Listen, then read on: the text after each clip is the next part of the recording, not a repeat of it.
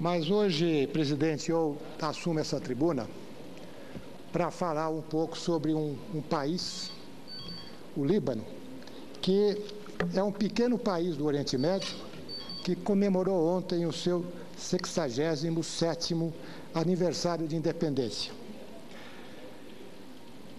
Isso não passa de uma fração mínima de sua história, de mais de 6.000 anos. Mas por que festejar o pequeno Líbano, de pouco mais de 4 milhões de habitantes, e tão somente 200 quilômetros quadrados? Primeiro, porque é a terra de origem de quase 5% da população brasileira.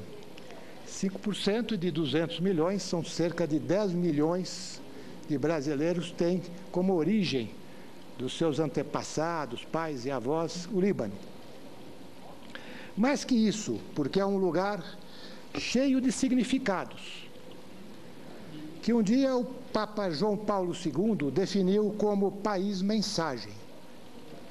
Oásis na estratégica posição histórica entre o Ocidente e o Oriente, numa região que foi um dos berços da civilização, região essa que mais tarde ganhou evidência pela existência do ouro negro do petróleo.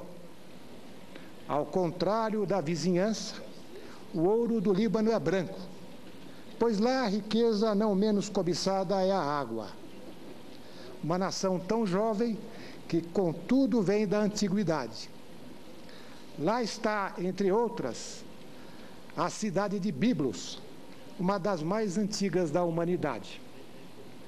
Eis onde foi criado o nosso alfabeto, assim como o nascedouro da navegação e do comércio.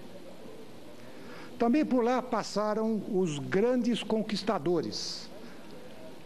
Desde a antiga Fenícia, seguidas destruições por invasões, incêndios, terremotos, todas seguidas por ressurgimentos, que lhe valeram o título de Fênix, a ave que renasce das cinzas. Seus filhos já haviam partido ao longínquo Brasil, quando finalmente se tornou um país independente em 1943. No auge dos anos 50 e 60, chamava-se a Suíça do Oriente. Conheceria mais adiante as trevas de um conflito estrangeiro, erroneamente chamado civil, mas haveria de renascer e se reconstruir outra vez, como vem fazendo nos últimos 20 anos. Ainda hoje, encravado em um mundo árabe em busca da paz duradoura, esse novo Líbano segue amante da arte de viver, da liberdade do credo, de costumes, da hospitalidade e da amizade, tendo o Brasil laços fraternos, e consideram, senhor presidente, o português a sua quarta língua oficial, após o árabe, o francês e o inglês, graças aos 100 mil brasileiros que lá mantêm suas residências. Inclusive com a curiosidade de ter uma cidade de 5 mil habitantes, onde somente se fala português. Lugar onde o presidente Sarney pôde proferir uma aula aos estudantes quando, na ocasião da sua visita ao país, anos atrás. Invoca-se, nesse momento, a ligação fraterna com o Brasil. De um lado, o Líbano se vê à mercê de cada turbulência em seu entorno. De outro, o nosso país, em franca ascensão dentro das potências globais, em vias de exercer influência cada vez maior na defesa dos direitos humanos, da autodeterminação dos povos e da defesa da sua integridade. Este, diga-se de passagem, e com toda a justiça, tônica incontestável da política externa do governo do presidente Lula. Podemos e devemos legitimamente fazer pressão política, exercer, quando chamados, papel de moderador neutro, emprestar nossa própria credibilidade aos temas da defesa, da justiça e da paz, sempre que cabível. Mais ainda, no caso do Líbano, país que devemos a importante contribuição para a formação do nosso próprio povo.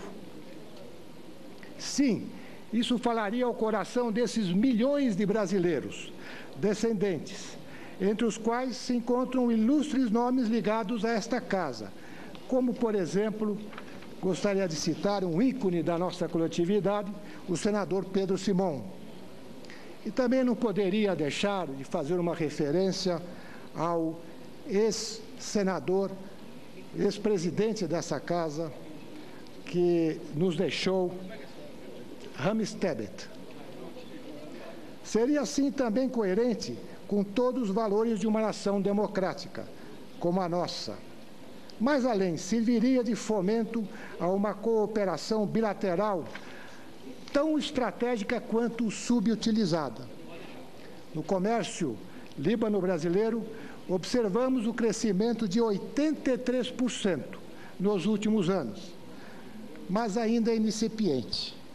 Apesar dos esforços da Câmara de Comércio Brasil-Líbano, da qual tenho a honra de presidir, todavia, um mercado de tamanho modesto como o Líbano tem uma participação nos números do Brasil, chegando a pouco mais de 310 milhões de dólares. Isso foi realizado em 2009. Menos expressiva ainda é a pauta de comércio, restrita a tão poucos itens. É necessário raciocinar de forma estratégica, como sustentava já há anos o embaixador Michael Neal. Entre ter um bom cliente ou um bom sócio, vale mais este último. Por todas as suas condições, o Líbano se apresenta como parceiro ideal para ser uma plataforma de serviços e produtos brasileiros a serem exportados para todo o mundo árabe, cada vez mais receptivos a eles. Além disso, o Líbano exporta-lhe recursos humanos, através de numerosos libaneses, formadores de opinião, que ocupam cargos de direção em grandes empresas em toda a região, especialmente na região do Golfo, reafirmando uma zona de influência desse país, que nos é tão próximo. Esse é um patrimônio ainda a explorar, ou seja, a convergência de forças entre o Brasil e o Líbano para a conquista de terceiros mercados.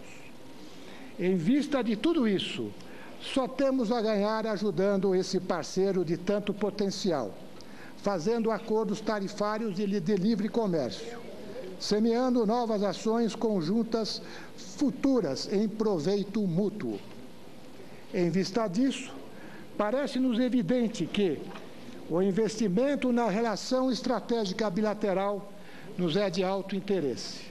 Defendo, por isso, que o Brasil encaminhe ao foro competente, no âmbito do Mercosul, ou através do nosso Itamaraty, o quanto antes, moção pelo estudo e estabelecimento de um acordo de livre comércio com o Líbano.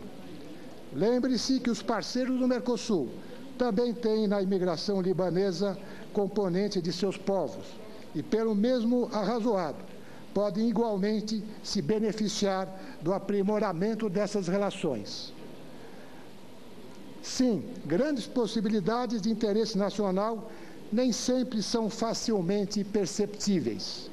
Este é o caso da amizade entre o Brasil e o Líbano.